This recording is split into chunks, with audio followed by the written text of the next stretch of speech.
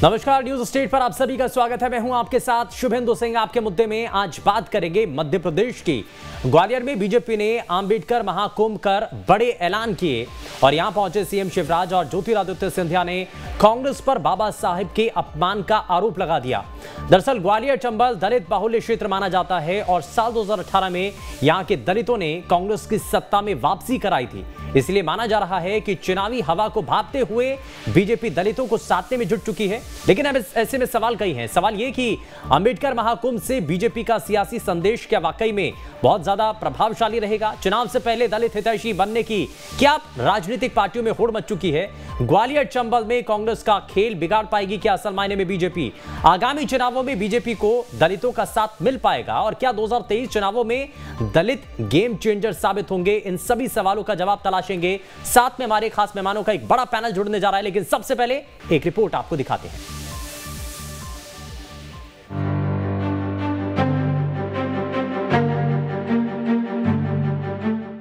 आज मैं कांग्रेस से पूछना चाहता हूं, इतने साल तक तुमने सरकारें चलाई, तुमने कभी अंबेडकर महाकुंभ क्यों नहीं किया?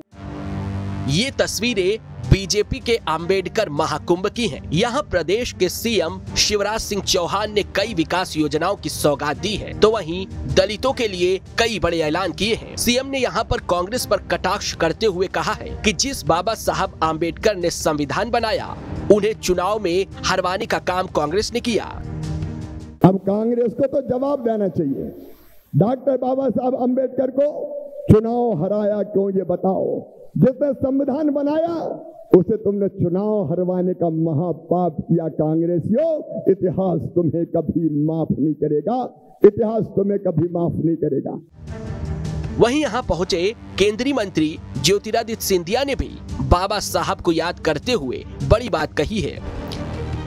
जब बाबा साहब अंबेडकर ने प्रण और संकल्प लिया था 1950 में पहली बार लोकसभा चुनाव लड़ने के लिए, तो वो कौन सा दल था जिस दल ने बाबा साहब अंबेडकर के विरुद्ध उम्मीदवार खड़ा किया?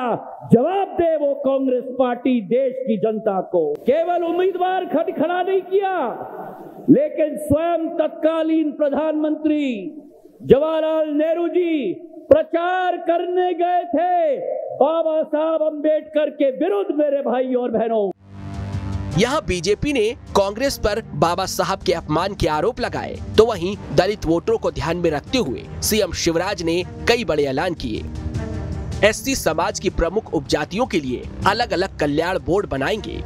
कल्याण बोर्ड के अध्यक्ष और सदस्य भी बनेंगे। कल्याण बोर्ड के अध्यक्ष को मंत्री पद का दर्जा दिया जाएगा।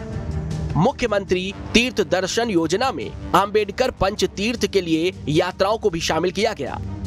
सागर में बनाया जाएगा संत रविदास महाराज का भव्य मंदिर। सभी औद्योगिक क्षेत्रों में 20% भूखंड एससी वर्ग के लिए आरक्षित। नगरीय निकायों में मेन होलों की सफाई मशीनों से होगी।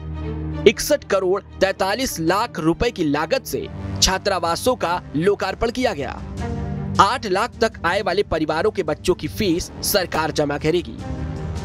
दरअसल चुनावी हवा को भांपते हुए बीजेपी ने पहले से ही रणनीति बनानी शुरू कर दी है और 13 अप्रैल को अंबेडकर जयंती के बाद बाबा साहब के इस दिन को यादगार बनाने के लिए ग्वालियर में अंबेडकर महाकुंभ कर हुंकार भरी। दरअसल बीजेपी का प्लान है ग्वालियर चंबल अंचल के सभी दलित वोटों को साधने की कोशिश। साल 2018 में ग्वालियर चंबल अंचल में बीजेपी को हार मिली थी। ग्वालियर चंबल में दलित वोटरों की संख्या अधिक है। 2018 के समीकरणों को बदलने की कोशिश में बीजेपी जुट गई है। साल 2023 के चुनावों से पहले मध्य प्रदेश की राजनीति में दलित राजनीति इस समय केंद्र में है। सभी सियासी दल प्रदेश में 17% वोट बैंक की हिस्सेदारी रखने वाले दलितों को रिझाने में जुटे हैं। इसीलिए अंबेडकर जयंती के बहाने बीजेपी कांग्रेस ने खुद को दलित हितैषी साबित करने में कोई कसर नहीं छोड़ी है। इनको केवल मूर्ख बनाने का काम है। हम लगातार अनुसूचित जाति जनजाति के भाइयों का सम्मान करता हूं और सम्मान करते हुए सत्ता में पद प्रतिष्ठा भी देता हूं। जब दिग्विजय सिंह जी की सरकार थी, मध्य प्रदेश में आधे 50% जिलों में अनुसूचित जनजाति के कलेक्टर, पुलिस अधीक्षक, एसपी, डीआईजी, आईजी हुआ करते थे। ऐसे में जान लेते हैं कि ग्वालियर चंबल क्यों अहम है। 8 जिलों में कुल 34 विधानसभा सीटें हैं। 20 से 25% दलित वोटर हैं। यहाँ दलित वोटर निर्णायक भूमिका में हैं। 2018 चुनाव में बीजेपी को मात्र 7 सीटें मिली थी। 2018 चुनाव में कांग्रेस को 26 सीटें मिली थी। बीएसपी के खाते में एक भी सीट नहीं आई थी। ग्वालियर चंबल वो क्षेत्र है जहां पर दलित वोटरों का सबसे ज्यादा प्रभाव है। साल 2018 में कांग्रेस की सत्ता में वापसी के लिए दलित वोटरों का बड़ा योगदान था और बीजेपी को बुरी हार का सामना करना पड़ा था। ऐसे में चुनावी समीकरणों को बदलने के लिए बीजेपी ने जमीन पर उतरकर तैयारी शुरू कर दी है और अंबेडकर महाकुंभ कर बड़ा सियासी संदेश दिया है। ऐसे में देखना होगा क्या दलित वोटरों के सहारे बीजेपी की नैया पार होगी। Team news state. तो अंबेडकर महाकुंभ से क्या आने वाले समय के अंदर तस्वीर बदलने जा रही है और लगातार जिस कोशिश में सभी राजनीतिक दल लगे हुए हैं, आखिर किसकी तरफ जाते हैं और वोटर किसका रुख करते हैं, ये देखना बड़ा दिलचस्प है। लेकिन सबसे पहले जरा आज के खास मेहमानों से आपको मिलवा देते हैं और कार्यक्रम को आगे बढ़ाते हैं। वरिष्ठ पत्रकार दिनेश गुप्ता जी हमारे साथ कार्यक्रम में जुड़ चुके हैं। भारतीय जनता पार्टी से नेता प्रदीप माहौर जी कार्यक्रम में जुड़ चुके हैं और कांग्रेस पार्टी के प्रवक्ता शहरयार खान हमारे साथ कार्यक्रम में जुड़ चुके हैं। सभी का बहुत स्वागत है। लेकिन प्रदीप माहौर जी, ये अंबेडकर महाकुंभ से बीजेपी ये मानकर चल रही है कि बड़ा परिवर्तन होने जा रहा है। ये कितना बड़ा परिवर्तन होगा और क्या इसके संदेश हैं? देखिए, अंबेडकर महाकुंभ से परिवर्तन होगा ऐसा नहीं है। परिवर्तन कुल मिला के वहां की जो पॉपुलेशन है, जो भी क्या है कि हमारी ट्राइबल पॉपुलेशन है, उसके लिए जो काम हो रहे हैं उनको जनता तक ले जाने का एक रास्ता होता है। इस तरह के कोई भी कार्यक्रम, यानी जो उनके लिए किया जा रहा है जनता को बताना तो पड़ेगा। डेमोक्रेटिक सिस्टम होता ही है कि इसमें जो कुछ भी किया गया है वो जनता को बताया जाए।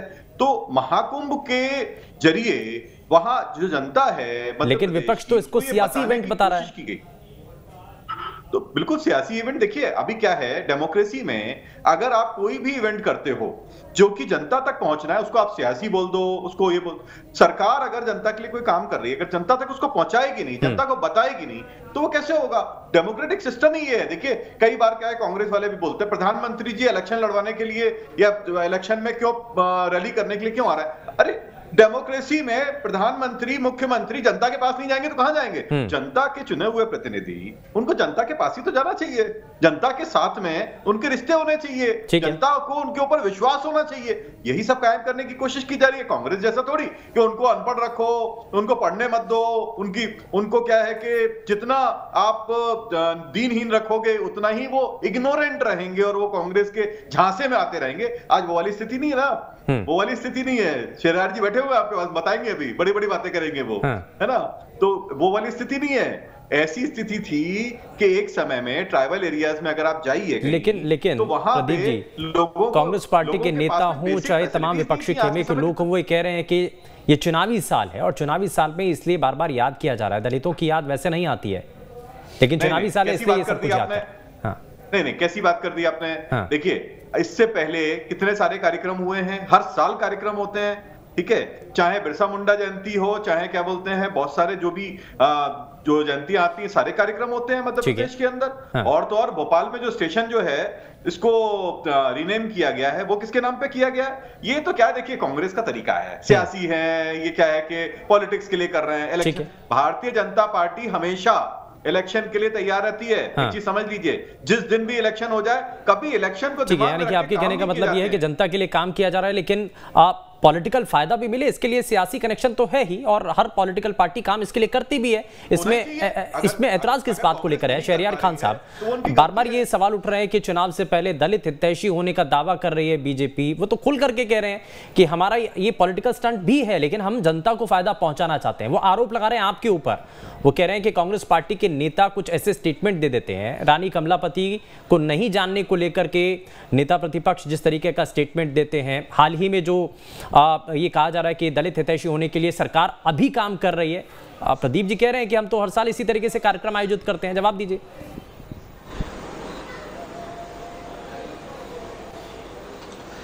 देखिए, मेरे मित्र को शायद आपका आज का विषय डिबेट का नहीं मालूम है। वो बार बार ट्राइबल बोल रहे हैं, जबकि आपका जो ये महाकुंभ, जो दलित महाकुंभ हुआ है ग्वालियर में, उसको लेके ये कार्यक्रम है। और ग्वालियर चंबल संभाग में 2018 में भाजपा की सरकार के टाइम पे जो दलितों का अत्याचार हुआ, जो उन पे गोलीकांड हुआ, उसके बाद उनके घरों को जलाया, उनको जेलों में भरा, उनको जूतों में पानी की जगह पेशाब पिलाया, वो दलित ग्वालियर चंबल संभाग के भूले नहीं है। अब ऐसे पाखंडी तरह के प्रायोजित आयोजन कर हमारे दलित भाइयों को वर्गला नहीं सकते। आप एक 19 साल का मुख्यमंत्री अब चुनाव की चलाचली की बेला में 6-7 महीने पहले ऐसे दलित महाकुंभ कर उनको बरमा नहीं सकते हैं, क्योंकि दलित बहुत ही समझदार है। अब वो पहले जैसा हमारा भोला दलित नहीं है। वो आज सोशल मीडिया के जमाने में सब खबर रखता है और भाजपा की सरकार की नीति और नियत जो है उससे वो काफी परिचित हो चुका है और उसे मालूम है कि इनको चुनाव में वोट चाहिए। पिछली बार उन्हीं दलित भाइयों ने कांग्रेस के साथ जाकर कमलनाथ जी की सरकार बनाई। 33 सीटों में से 26 सीटें कांग्रेस की झोली में डाली थी, तो उससे घबरा कर ये सब पाखंड कर रहे हैं और ये आयोजनों से कुछ नहीं होता। उनको आपने 19 साल में क्या दिया? मेरे मित्र डिबेट का विषय ही नहीं समझे। वो जो भी गिरा रहे हैं वो ट्राइबल एरिया की स्कीम्स गिरा रहे हैं। बिरसा मुंडा हमारे ट्राइबल भाइयों के लेकिन वो तो बड़े एक सवाल बीजेपी के नेता हाल ही में ये सवाल भी उठा रहे हैं सर। नेता प्रतिपक्ष की तरफ से जो स्टेटमेंट दे दिया जाता है रानी कमलापति को लेकर, कहते हैं कि हम नहीं जानते, हालांकि उनकी सफाई भी इस पर सामने आ चुकी है। अब इसको लेकर के भी घेरा जा रहा है, बार बार सवाल उठाए जा रहे हैं कि आखिर नेता प्रतिपक्ष का ऐसा स्टेटमेंट क्यों, माफी तक की मांग की जा रही है। देखिए, भाजपा की यही परेशानी है। भाजपा खुद अगर किसी समाज के लिए काम नहीं करती और कोई स्लिप ऑफ टंग हो जाए या उसको भाजपा के लोग गलत तरीके से प्रचारित करें तो उससे हमारी नीति और नियत बिल्कुल साफ है। कांग्रेस पार्टी वो दलितों के साथ हमेशा रही है, रहेगी और रहती रहेगी और उनके विकास के ठीक है। ये समझ लेते हैं। जरा प्रदीप जी को जरा जल्दी से रिएक्शन ले लेते हैं प्रदीप जी का, उसके बाद दिनेश गुप्ता जी आपके पास आता हूं मैं। जरा प्रदीप जी जरा जल्दी से जवाब दीजिए। कैसा है सच्चाई मुंह पे आ जाती है कभी कभी। आज एक मैं बड़ी बात बोलना चाह रहा हूं कि आपने भीमराव अंबेडकर जी की अभी आप बात कर रहे थे। भीमराव अंबेडकर जी कांग्रेस से चुनाव क्यों नहीं लड़े हैं? उनकी पार्टी का नाम क्या था? SCAF पार्टी उन्होंने बनाई थी एक, उससे क्या बोलते हैं वो चुनाव लड़े। ठीक है, शेड्यूल कास्ट फेडरेशन पार्टी जो उन्होंने बनाई थी उससे वो चुनाव लड़े।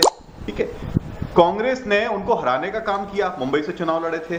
तो अभी भीमराव अंबेडकर जी की मूर्ति के ऊपर तो आप लोग क्या है कि वो माला पहनाने के लिए पहुंच जाते हो, लेकिन अल्टीमेटली किया क्या आप लोगों ने उन दलितों के खिलाफ? आज कल देश कांग्रेस ने किया है। सुनिए ना, आज कांग्रेस ने 14 तारीख को अंबेडकर जी की 60 साल के अंदर 60 साल के अंदर प्रदीप माहौर जी, मध्य प्रदेश और देश ने देखा है कि नरेंद्र मोदी ने अंबेडकर जी के सम्मान में जो फूल चढ़ाए थे उसको कितने अपमानजनक तरीके से चढ़ाए हैं। जूते पहन के फूलों को फेंका है। संविधान निर्माता बाबा साहब अंबेडकर का अपमान अगर किसी ने करा है तो 14 तारीख को हमारे प्रधान नरेंद्र मोदी जी ने करा है। आपका दलितों को लेके किस तरह का प्रेम है साफ जाहिर हो गया है। ठीक है, एक करके ठीक है सर, ठीक है। प्रदीप जी जरा जल्दी से बात रखिए, उसके बाद में दिनेश जी आपके पास आता हूँ। हाँ देखिए, एक मिनट रुकिए ना, बोलने दीजिए, आपको समय मिलेगा। उस पर जवाब दे दीजिए। नरेंद्र मोदी जी ने अंबेडकर, ठीक है, उस पर जवाब ले लेते हैं। शहरियार जी ठीक है, उस पर भी जवाब ले लेंगे। ठीक है, प्रदीप जी पूरी बात तो सुन लीजिए जी। देखिए क्या है कि 60 सालों में मौका मिला, आप गरीबी हटाओ का नारा देते रहे, भारत में जितने भी दलित हैं उनको उत्थान का नारा देते रहे। क्या हुआ? कुछ हुआ क्या? आपने कुछ कर पाए क्या?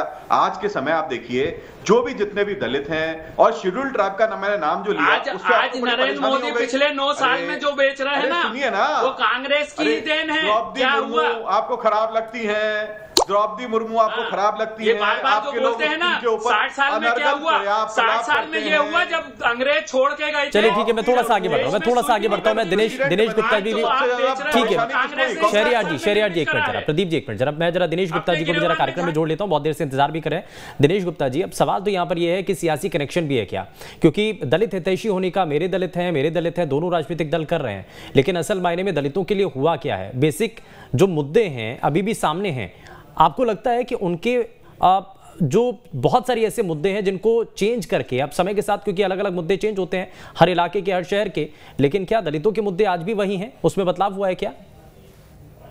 दलितों के मुद्दों पर बात कौन कर रहा है? अभी तो बात तो इस पर हो रही है कि अंबेडकर को किसने हराया, किसने जिताया, किसने क्या किया, कांग्रेस ने ऐसा किया। फिर 75 साल हो गए हैं। यदि दलित आज भी यदि दलित कहे जा रहे हैं तो इसके लिए हम सब जिम्मेदार हैं, कोई राजनीतिक दल नहीं, हम सब जिम्मेदार हैं। और आप देखिए ना कि यदि अनुसूचित जाति वर्ग के जो लोग हैं वो अपने आप को हिंदू नहीं कहलाते, बौद्ध कहलाते हैं, तो इसके लिए कौन दोषी है? तो इसी देश के निवासी ना, कि उन्हें एक अलग धर्म अपनाना पड़ा। आदिवासी अपने आप को हिंदू नहीं लिखते, उसके लिए एक अभियान चलाना पड़ता है आपको। तो इस स्थिति के लिए जो है जो राजनीतिक दल ही जिम्मेदार हैं। और आप देखिए कि जो कांग्रेस से तो बहुत पहले अनुसूचित जाति का जो वोटर है दूर चला गया था, वो तो अपने लिए बहुजन समाजवादी पार्टी में संभावनाएं देख रहा था, भीम आर्मी में संभावना देख रहा था। अब जो बहुजन समाजवादी पार्टी की स्थिति उत्तर प्रदेश में हुई है तो उसमें निश्चित तौर पे भारतीय जनता पार्टी को लग रहा है कि एक जो अवसर मिला है, हो सकता है कि इसमें जो अनुसूचित जाति का वोटर है वो खिसक कर भारतीय जनता पार्टी के पास आ जाए। तो एक हर आदमी एक राजनीतिक कवायद करता है। 2018 के चुनाव नतीजे कोई सामान्य चुनाव नतीजे नहीं थे ये, क्योंकि जिस तरह से ग्वालियर चंबल रीजन का घटनाक्रम था और उसने पूरे सियासी समीकरण बदल के रख दिए थे, वो आज भी भारतीय जनता पार्टी के लिए जो है चिंता का विषय और एक बड़ा चैलेंज भी है। हाँ, बिल्कुल बड़ा चैलेंज बना हुआ है। प्रदीप मावर जी, 2018 के नतीजों को हम भूल नहीं सकते हैं, बीजेपी को लिए एक सेटबैक के तौर पर भी माना जा सकता है, क्योंकि जिस आप वोटर को आप अपने साथ जोड़ करके देख रहे हैं उसने वहां पर साथ नहीं दिया था, लेकिन वापस साथ लाने के लिए अब कोशिश क्या होगी, इसीलिए सम्मेलन हो रहे हैं। देखिए क्या है कि मैं एक थोड़ा सा दिनेश गुप्ता जी की बात में करेक्शन करना चाहता हूं। इन्होंने बोला बौद्ध है, मैं एक चीज बता दूं, जो हिंदू धर्म है, जो सनातन धर्म है, इसमें बहुत सारे इसके पंथ हैं। जैसे आप शैव पंथ में चले जाइए, वैष्णव में चले जाइए, राम स्नेही संप्रदाय जो है उसमें चले जाइए, तो ऐसे पंथ और संप्रदाय बहुत सारे हैं। उसी प्रकार से बौद्ध जो है वो भी एक पंथ है। जो ओमकार की पूजा करते हैं जितने भी, वो सारे के सारे हिंदू हैं। तो ये गलतफहमी मत पालिएगा कि बौद्ध जो है वो अलग हैं, है ना। ठीक है, मैंने करेक्शन करने की कोशिश करी, आप थोड़ा इस पे विचार करिएगा, मंथन करिएगा, तो आपको समझ में आएगा। अब जो जी ठीक है, तो अब रही बात अब क्या है कि मध्य प्रदेश के जो SC/ST पॉपुलेशन है उसकी, मैं हमेशा SC की अकेले बात नहीं करूंगा, SC/ST की बात करूंगा, क्योंकि मध्य प्रदेश अकेला ऐसा स्टेट है जिसमें सबसे ज्यादा शेड्यूल्ड ट्राइब पॉपुलेशन रहती है। तो SC/ST पॉपुलेशन जो है वो डेफिनेटली मध्य प्रदेश में एक डिप्राइव पॉपुलेशन थी। मध्य प्रदेश एक बीमारू राज्य इसीलिए भी बना हुआ था कांग्रेस के समय में, उसका उत्थान हुआ, और जितना उत्थान हुआ वो उनके पास में ले जाना, उनको बताना कि क्या हुआ है, सरकार ने क्या क्या काम किए हुए हैं, ये सरकार का कर्तव्य भी है और सरकार का राइट भी है, वो कर भी सकती है, उसमें कोई किसी को समस्या नहीं होनी चाहिए। और कांग्रेस को क्या समस्या भाई, अगर आपने कुछ किया हो तो बताओ, इनने कुछ किया ही नहीं है बताने के लिए, इनके पास है ही नहीं है, इसीलिए तो ये कोई कार्यक्रम किए नहीं, जब बताने के लिए कुछ है नहीं है तो अब आप क्या है दूसरों पे कीचड़ क्यों उछाल रहे हो। जब हमने बताया, अगर आपको अच्छा लग रहा है कि इन्होंने बताया। प्रदीप जी, शहरियार खान ये कह रहे हैं कि 18 सालों तक अगर एक ही शख्स मुख्यमंत्री रहते हैं और दलितों को लेकर आज भी हम उत्थान की बात कर रहे हैं, अगर उनके जो जीने का स्तर है अगर उसमें कोई सुधार नहीं आ पा रहा है, आर्थिक तौर पर हम उसको मजबूत नहीं कर पा रहे हैं, उनको सरकार की योजनाओं से अगर उनको आज तक नहीं जोड़ पाए हैं, कुछ ही योजनाओं से अगर जोड़ पाए हैं, तो ये भी एक बड़ी चुनौती है।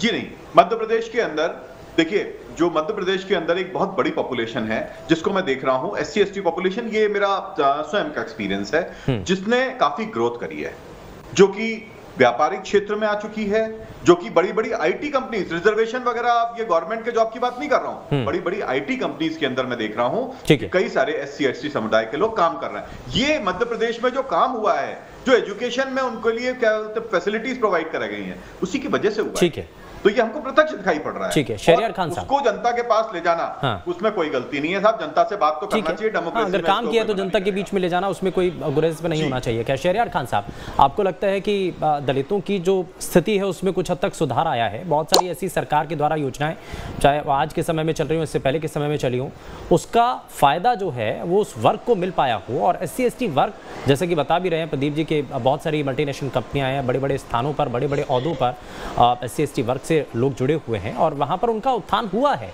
पारिवारिक तौर पर भी, सामाजिक तौर पर भी, आर्थिक तौर पर भी?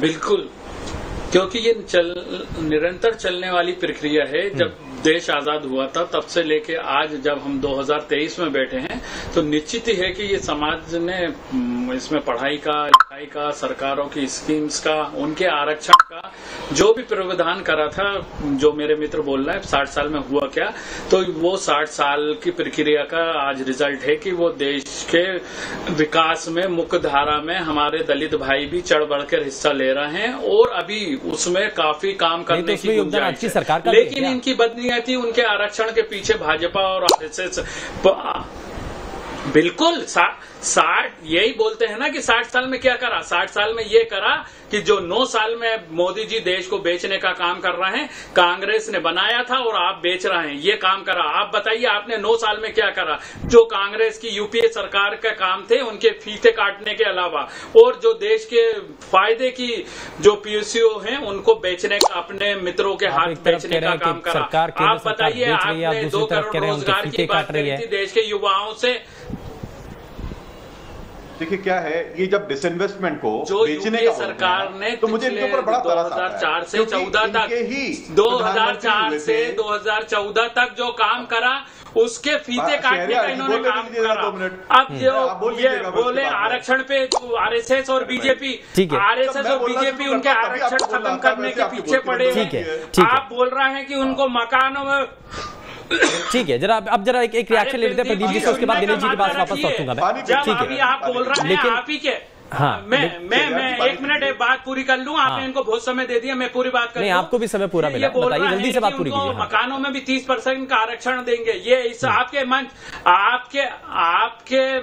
मंच से ये बोले भाजपा आगामी विधानसभा चुनाव में क्या दलित भाइयों को 30% सीटों में विधानसभा की भागीदारी देंगी? ये दलित हो, आदिवासी हो, महिला हो, युवा हो, किसान हो, अल्पसंख्यक हो, किसी के भी हित में नहीं सोचती। ये चुनावी जीवी लोग हैं। जब चुनाव आता है तो शिवराज जी ढपली लेके नए नए प्रपंचों के साथ जनता को गुमराह करने का काम करते हैं। ये तो वो बाजीगर है कि गंजों के शहर में कंगे बेचने का काम करते हैं। लेकिन जब चुनाव हो जाते हैं तो वो घोषणाएं सिर्फ खेलों में चली जाती हैं। ठीक है, 32,000 घोषणाओं का ये जवाब दे। चलिए, बड़ा आरोप आपने लगा दिया, बड़ा आरोप आपने लगाया, जरा उसका जवाब ले लेते हैं। जरा सुनिए प्रदीप जी, जरा जवाब दीजिए। वो कह रहे हैं कि बहुत सारी ऐसी सरकारी घोषणाएं कर दी जाती हैं लेकिन उसका लाभ जो है लोगों तक नहीं पहुंचता। बताइए। शहरयार जी जो बोल रहे हैं उससे उनकी मेंटेलिटी, उससे उनकी सोच जो है सामने झलक रही है। ये कांग्रेस पार्टी की सोच है, क्योंकि ये कोई साधारण व्यक्ति नहीं है। ये आज टीवी चैनल पे बैठे हुए हैं और ये पार्टी आपको तो आज का डिबेट का सब्जेक्ट का नहीं मालूम है। ठीक है ना, ठीक है, आपको मैंने मौका दिया, आप अपने समय पर आपने बात रखी है, अब उनको जरा सुन लीजिए ना एक बारी। आपको बोला जब आप दलितों पे आए, आप बताइए ना नरेंद्र मोदी ने अम्बेडकर जी का क्यों अपमान करा? अब ये क्या है? नहीं, ठीक है, एक मिनट शहरयार खान जी, शहरयार जी प्लीज, मैंने आपको पूरा मौका दिया है ना, आपको मैंने पूरा मौका दिया, अब जरा दूसरों को सुनिए ना। उसी संसद दिनेश जी भी इंतजार करें प्लीज। शहरयार जी इस तरीके से नहीं, इस तरीके से नहीं, बीच में इंटरफेयर नहीं प्लीज सर। मैंने आपको पूरा खुल करके मौका दिया, आपने अपनी पूरी बात रखी है। टाइम किल ना कीजिए प्लीज, टाइम किल ना कीजिए। एक मिनट जल्दी। इन्होंने शब्द बोला प्रदीप जी, गंजों को कंघी बेचने वाली बात कही, यानी ये जनता को गंजा बोलते हैं। मतलब अपने यहाँ पूरी थोड़ी बहुत जनता जो होगी उसके बाल झड़े होंगे, लेकिन उनको जनता को ऐसे गंजा बोलना कहां तक सही है? या फिर ये दलितों को गंजा बोल रहे हैं, या फिर ये आदिवासियों को गंजा बोल रहे हैं? किसको गंजा बोल रहे हैं? पहले तो ये सोचें, अपने शब्दों पर थोड़ा ध्यान दें, किस प्रकार की निम्न दर्जे की भाषा का उपयोग करते हैं शहरयार जी। ये कांग्रेस की मेंटेलिटी में यही बता रहा हूं। देखिए क्या है, अब जब भी बात करो ये बात करने लग जाते हैं रिजर्वेशन दे दो, यहां पर रिजर्वेशन बढ़ाया कि नहीं बढ़ाया। देखिए जो भी फैसिलिटीज दी जानी चाहिए वो सारी फैसिलिटीज दी जानी चाहिए। क्या सिर्फ सरकारी जॉब ही है या फिर रिजर्वेशन ही है? आज आप किसी पूरी सोसाइटी को अपलिफ्ट करते हो तो उसमें बहुत सारे फैक्टर काम करते हैं। आज मध्य प्रदेश के अंदर अगर कोई भी व्यक्ति जो क्या बोलते हैं इस वर्ग से आता है, अगर पढ़ाई करना चाहता है तो उसके लिए कितनी सारी स्कीम्स हैं। विदेश जाके पढ़ाई अगर कोई करना चाहता है तो उसके लिए $1,000 तक की स्कीम है। ये किसने दी? भारतीय जनता पार्टी ने दी ना। इसकी वजह से बहुत सारे बच्चे हमारे हैं विदेश में पढ़ाई कर रहे हैं। किसी ने क्यों नहीं सोचा कांग्रेस के समय में? मैं तो ये बोलता हूं। और जो जो अच्छा काम हुआ है उसको जनता तक पहुंचाने का हम लोगों ने कार्य किया। और शहरयार जी, उनकी पार्टी फ्रस्ट्रेटेड है, पजल्ड है। चलिए 2023 चुनावों में दलित क्या गेम चेंजर साबित होंगे, इसी सवाल के साथ में जरा ठीक है मैं माफी के साथ रुक रहा हूं। खैर बहुत शुक्रिया सभी खास मेहमानों का कार्यक्रम में शामिल होने के लिए। लेकिन इस महाकुंभ से क्या सियासी संदेश मिल रहे हैं?